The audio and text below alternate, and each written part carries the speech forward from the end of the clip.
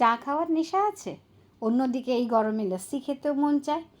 এবার ভাবলাম দুটোকে একসঙ্গে মিশিয়ে দিই। কি বলবে, পাগলামো না জিনিয়াস আইডিয়া? যা বলবে বলো, কিন্তু একবার ট্রাই করে দেখো, কি দারুণ লাগে খেতে। একটা সসপ্যানে নিয়েছি 1.5 কাপ জল, আর যেই জলটা বেশ ভালোভাবে ফুটে উঠেছে তাতে দিয়ে দিয়েছি চা পাতা দিয়ে লিকারটা স্ট্রং হওয়া পর্যন্ত ঢেকে অপেক্ষা করব। এরপর ছেঁকে নিয়ে আইস ট্রেতে দিয়ে ফ্রিজারে ঢুকিয়ে রেখে দেবো। এই প্রিপারেশনটা আগের থেকেও করে রাখলে হয়।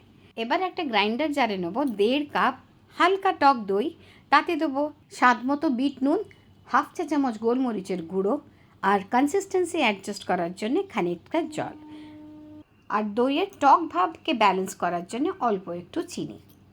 দই বেশ খানিকক্ষণ চালিয়ে নেব যত সময় খানিকটা ফ্রদি না হয়। এবার একটা লস্যির গ্লাস নিয়ে তাতে দিয়ে দেব ওই চায়ের বরফ।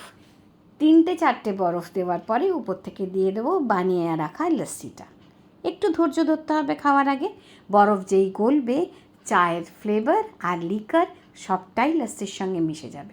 সার্ভ করার আগে উপর থেকে একটু গোলমরিচ গুঁড়ো দিয়ে দিলে স্বাদটা আরও ভালো হবে। তাহলে হলো না চা আর লস্যি একসঙ্গে খাওয়া। যদি না খেয়ে থাকো তাহলে একবার বানিয়ে দেখোই না, কি দারুণ লাগে খেতে। একটা স্ট্র দিয়ে সিপ বাই সিপ এই ড্রিঙ্কটার মজা নাও। এবারে নিশ্চয়ই আর বলবে না যে এটা পাগলামি।